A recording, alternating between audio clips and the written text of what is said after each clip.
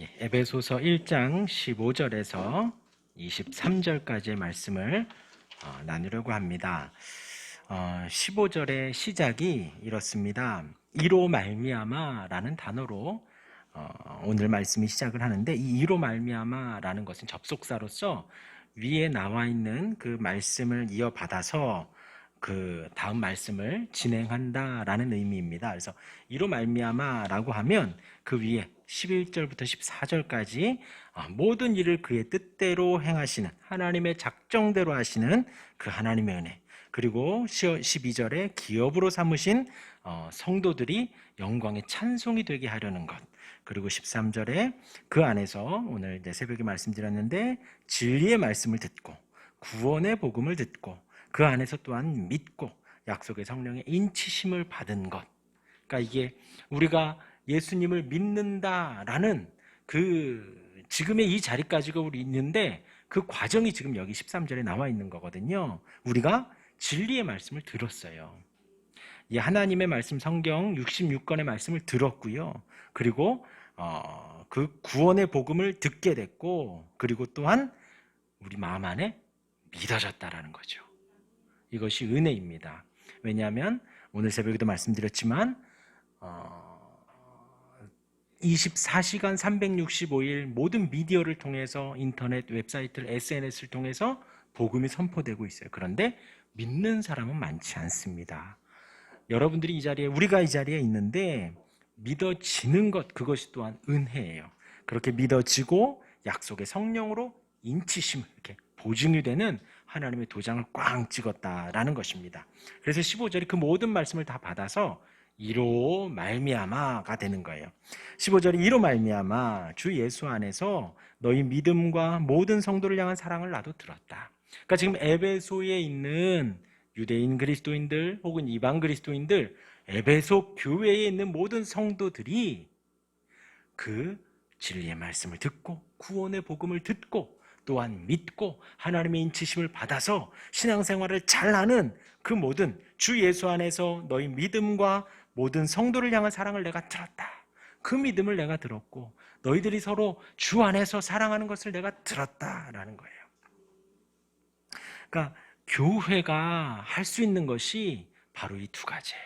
우리의 믿음이 자라가는 것이고 주 안에서 서로 사랑하는 것입니다. 그렇게 바울이 들었다는 거예요. 그리고서 16절에 우리 같이 읽겠습니다. 16절 시작. 내가 기도할 때에 기억하며 너희로 말미암아 감사함이를 그치지 아니하고.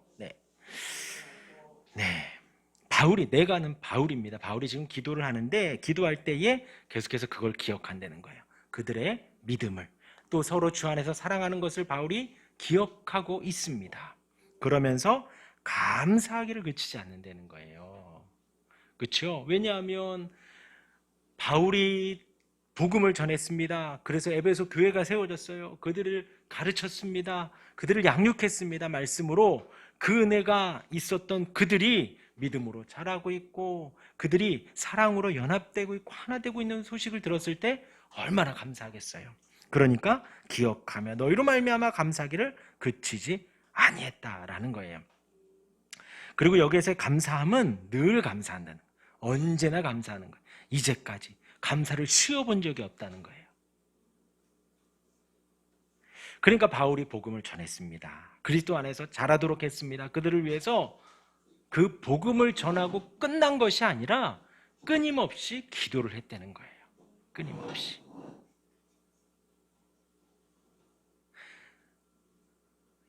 그래서 저희 새벽에 우리가 새벽 기도를 하죠.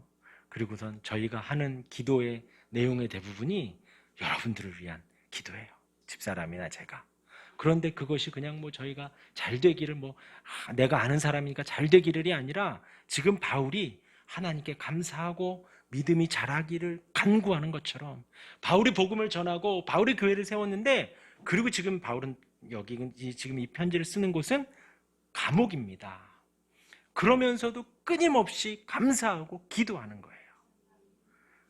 자기가 복음을 전했던 그들을 위해서 하나님께 감사하고 그들을 위해서 계속해서 기도하고 있다는 것이죠. 17절 말씀에 우리 주 예수 그리스도의 하나님 영광의 아버지께서 지혜와 계시의 영을 너희에게 주사 하나님을 알게 하시고, 이제부터 17절부터 19절까지는 바울의 기도의 내용입니다.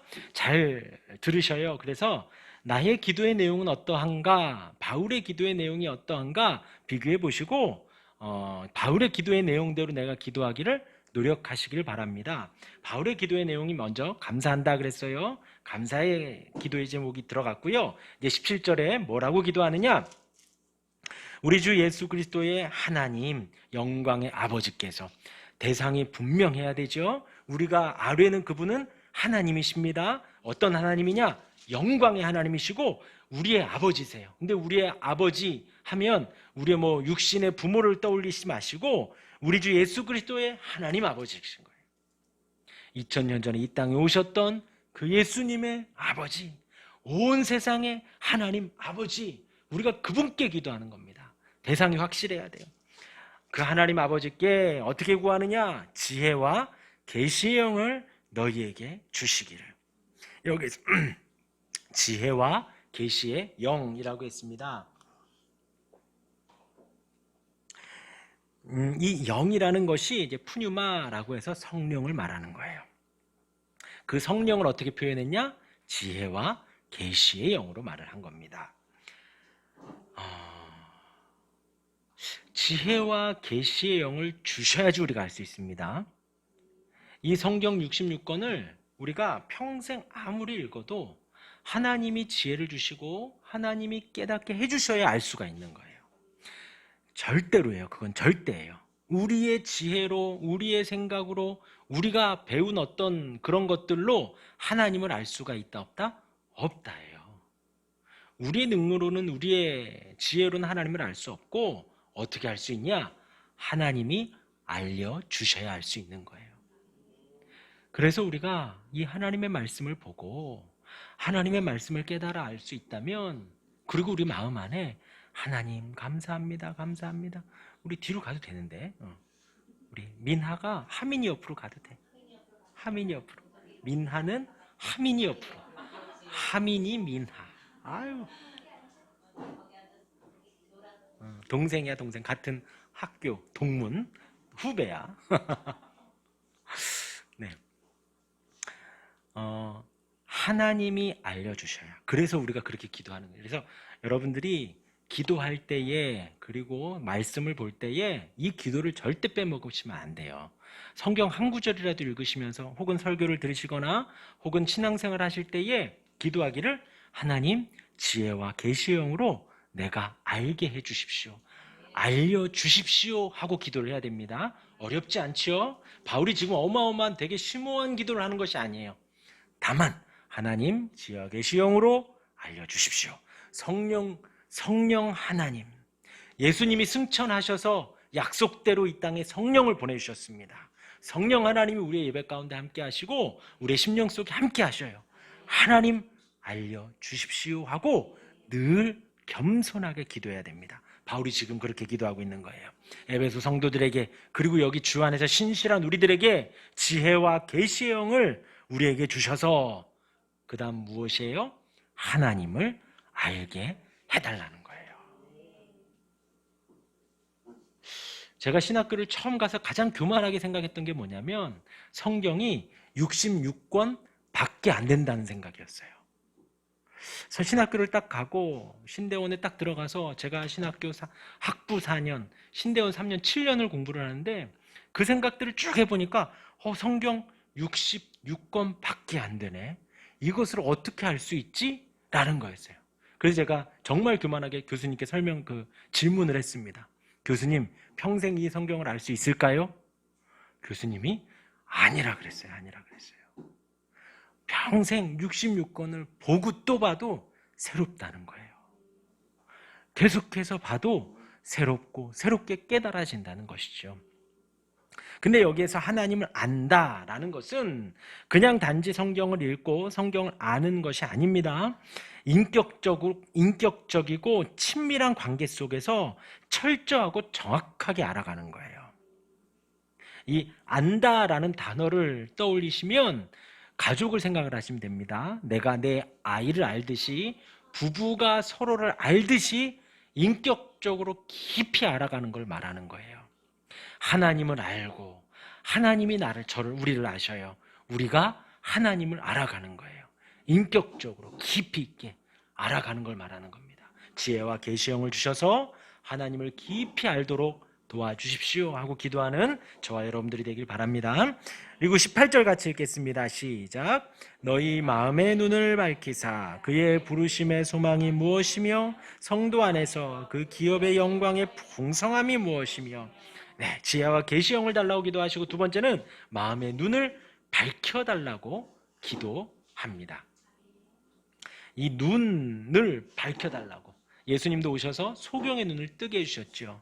소경의 눈을 떠서 예수님이 하나님의 아들인 걸 봐야 돼요. 그리고 지금 우리가 마음의 눈을 열어서 무엇을 봐야 되냐? 마음의 눈을 열어서 하나님이 우리를 부르신 그 부르심의 소망이 무엇인지 알아야 되는 거예요.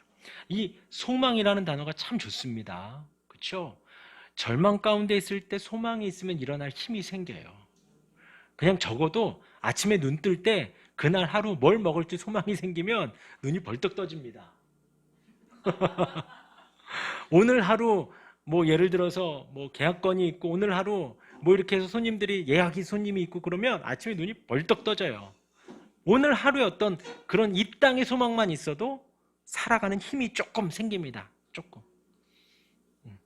엊그제 제 친구 목사님 중에서 그 주범교회 목사님이 일주일에 한 번, 두 번 이렇게 물류창고에서 알바를 하세요. 교회를 이렇게 해가야 되니까 알바를 하시는데, 거기에서 만나는 사람들이 로또를 그렇게 산대요. 로또를. 근데 그 로또를 사는 게 그냥 일반적이라 그러더라고요. 그거 사면 일주일이 그냥 행복하대요. 그거 하나의 소망만 있어도 일주일이 사라지는 거예요. 이 부르심의 소망이 있는데, 이 소망은 무엇이냐? 두 가지입니다. 하나는 우리의 죄를 용서해 주시는 소망이에요. 죄사함의 소망입니다. 우리 모든 죄를 사해 주시는 거예요. 그 용서해 주시는 소망이 있고요. 구원의 소망이 있고, 두 번째는 부활의 소망이 있습니다. 우리가 죽었을 때 죽음으로 끝나지 않죠. 죽은 후에 부활합니다. 부활의 소망이 있는 거예요. 그 부르심에 우리의 용서해 주시는 소망, 부활의 소망을 알게 해 주시기를 기도해야 됩니다. 이 소망이 커요. 하루를 살 수 있는 힘뿐만이 아니라 일주일, 1년, 2년 우리의 남은 인생을 살아가는 영원한 소망이 됩니다. 그 부르심의 소망을 깨달아야 돼요. 이 부르심의 소망을 알도록 내 마음의 눈을 열어주십시오 하고 기도하셔야 됩니다. 그리고 이어서 그의 기업의 영광의 풍성함이 무엇이며, 이 기업이라는 말이 하나님으로부터 주어지는 그 기업을 말하는 거예요. 하나님으로부터 물려받는, 하나님이 주시는 그 기업, 풍성한 기업. 근데 그 기업이 뭐냐? 영생의 기업입니다. 천국의 기업이에요. 그것의 영광이 얼마나 큰지를 알아야 됩니다. 우리가 나중에 누리는 그 천국의 영광이 얼마나 큰지, 하나님이 우리에게 주시는 영생의 영광이 얼마나 큰지 우리가 마음의 눈을 열어서 볼 수 있어야 돼요. 그래서 예수님을 믿고 하나님을 섬기고 하는 사람들이 소박하게 살아가죠. 이 땅의 영광이 되게 크고 화려해도 하나님의 영광과 비교할 수가 없는 거예요. 그래서 이 땅의 것들을 포기할 수가 있는 것입니다. 어떤 대형교회 목사님 은퇴하셔서 이사를 하는데, 이사를 돕던 성도들이 울었다 그러죠. 그 집에 들어가서 이삿짐을 놨는데 대형교회 목사님이신데 짐이 없으셨다는 거예요. 짐이. 양복도 몇 벌 없고 TV도 변변한 게 없고. 그렇게 성도들이, 하나님의 백성들이 살 수 있는 것은 영원한 천국의 소망이, 천국의 영광이 이 땅의 영광보다 크기 때문입니다. 그래서 그 기업의 영광의 풍성함을 알기를 기도를 합니다. 이어서 19절 말씀 같이 읽겠습니다. 시작. 그의 힘의 위력으로 역사하심을 따라 믿는 우리에게 베푸신 능력의 지극히 크심이 어떠한 것을 너희로 알게 하시기를 구하노라. 그의 힘의 위력으로, 이게 힘의 능력이라는 뜻입니다. 위력이 능력인 거예요. 그의 힘은 하나님의 힘의 능력이 역사하심을 따라 믿는 우리에게 베푸시는 능력. 그러니까 믿는 하나님의 백성들에게는 날마다 하나님의 능력이 역사하는 거예요. 제가 어제 오늘 새벽에 말씀드린 말씀이 뭐였냐면 11절 말씀에 모든 일을 그의 뜻의 결정대로 일하시는 이가 계시다는 거예요. 하나님께서 미리 작정하시고 하나님께서 미리 예정하시고 하나님이 미리 정하신 그것을 하나님이 일하신다는 거예요. 이 땅의 모든 것들을 만드시고 팔짱 끼고 뒷짐지고 계시는 분이 아니라 하나님은 지금 역사하고 일하시고 계시는 거예요. 그 하나님의 일하심, 오늘 19절 말씀에 그 하나님의 강력한 힘이 우리에게 지금 베풀어지고 있다라는 겁니다. 이걸 우리가 눈을 열어서 볼 수 있어야 된다는 거예요. 상상이 되시는지 모르겠네요. 지금 오늘도 창문 밖을 보니까 산이 푸릇푸릇합니다. 꼭 제가 주일날 말씀드린 대로 브로콜리처럼 삶아가지고 딱 초장 찍어 먹으면 맛있게 브로콜리처럼 산이 푸릇푸릇해요. 그것이요, 지금 날이 따셔지고 햇빛이 적당히 비치고 바람이 살랑살랑 부니까 새순이 돋아서 자연적으로 푸릇푸릇해진 게 아니라고 말씀드렸어요. 하나님이 역사하셔서 그 나무들에게 너 새순을 내라, 너 자라가라 명하시니까 이것들이 지금 자라고 있는 겁니다. 이것들이 자라고 있는 거예요. 하나님이 지금 일하고 계시는 거예요. 우리 한 사람 한 사람이 지금 어제 살았고 오늘 살았고 내일 살 거야가 아니라 하나님이 우리 한 사람 한 사람을 사랑하셔서 생명 주시고 오늘도 살 수 있게 하시는 거예요. 그것이 하나님의 강력한 힘의 역사하심인 것입니다. 그래서 그의 힘의 능력으로 지금 역사하고 계시는 거예요. 하나님의 강력한 힘이 우리를 보호하고 계시고 우리에게 생명 주고 계시고 우리를 이끌어가고 계시고 우리에게 소망 주고 계시다는 것입니다. 그 베푸신 능력의 지극히 크심이 아주 큰 거예요. 어떠한 것을 너희로 알게 하시기를 구하노라. 하나님의 능력은 정말 큽니다. 우리 아이들 정말 간혹 질문을 해요. 저에게 아빠 귀신이 있어요? 귀신이 있다고. 그럼 얘네들 벌벌벌 떱니다. 귀신이 있대. 아빠가 귀신이 있대. 벌벌벌 떨어요. 그런데 우리는 그 귀신보다 더 크신, 지극히 크신 하나님의 자녀인 거예요. 그래서 귀신이 우리에게 범접할 수가 없는 겁니다. 다가올 수가 없는 거예요. 하나님의 그 강한 능력이 우리를 보호하고 계시기 때문에 그 하찮은 귀신 따위가 우리에게 어떻게 할 수가 없는 겁니다. 19절 말씀을 잘 기억하시길 바랍니다. 그 힘의 능력으로 역사하심을 따라 믿는 우리에게 베풀어 주시고 계시는 거예요. 그 크신 능력이 그것을 너희로 알게 하시기를 구하노라. 그래서 날마다 살면서 하나님이 오늘도 크신 능력으로 나를 이끌고 계시는군요. 크신 능력으로 오늘도 역사하고 계시는군요. 저는 정말 절절하게 느끼고 있습니다. 우리 교회가 지금 1년 넘게 이렇게 있었잖아요. 정말 9평인데요. 안방보다도 작은데 그런데 하나님의 은혜로 그 크신 능력으로 1년 넘게 이렇게 인도해주고 계시는 거예요. 20절 말씀에 이제 19절로 그 기도가 마무리가 됩니다. 그래서 이렇게 기도하는 저와 여러분들 되길 바랍니다. 지혜와 계시형을 주셔서 하나님을 알게 하시고 마음의 눈을 밝혀주셔서 소망을 보게 하시고 마음의 눈을 밝혀주셔서 영광의 풍성함을 보게 하시고 마음의 눈을 밝혀주셔서 이 땅을 살아가는 우리에게 하나님의 그 지극히 크신 능력이 지금 역사하고 계시다는 것입니다. 20절 말씀, 그의 능력, 지극히 크게 역사하시는 그의 능력이 어떠하냐? 그리스도 안에서 역사하사 얼만큼 크냐면요, 죽은 자들 가운데서 다시 살리시는 거예요. 그리스도를 벌써 살리셨어요. 그리고 우리를 살려 주실 거예요. 예. 한마디로 상상할 수 없습니다. 그렇기 때문에 지금의 우리의 삶이 가장 절망의 나락일지라도 하나님은 우리를 다시 살려 주실 거예요. 죽은 자들 가운데서 다시 살리시고 하늘에서 자기의 오른편에 앉으사 하나님의 우편에 앉히셨지요. 앉히셔서 무엇을 하셨냐? 21절 같이 읽습니다. 모든 통치와 권세와 능력과 주권과 이 세상뿐 아니라 모든 세상에 일컫는 모든 이름 위에 뛰어나게 하셨다. 우리 예수님의 이름을 그렇게 뛰어나게 높게 하셨습니다. 하나님께서 그 큰 능력으로 예수님을 죽은 자 가운데 살리셨고 하나님 보좌 우편에 앉히셔서 통치하게 하셨어요. 모든 권세를 갖게 하셨어요. 모든 능력을 다 갖게 하셨어요. 주권을 갖게 하셨고 이 세상, 우리가 알고 있는 이 세상뿐 아니라 앞으로 오는 모든 세상 속에서 오직 예수님의 이름만 뛰어나게 하셨습니다. 우리는 지금 그 예수님을 섬기고 있는 거예요. 우리가 얼마나 큰 은혜를 받고 있는지 알아야 됩니다.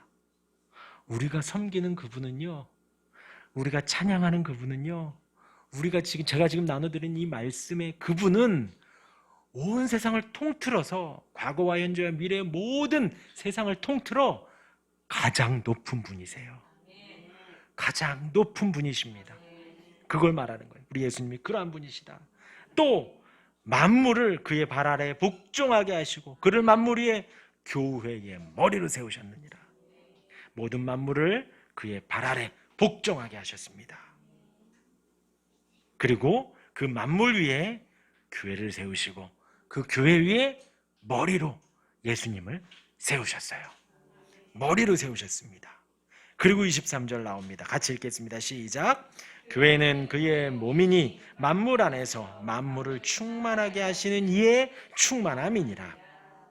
네, 우리 교회예요. 이 교회.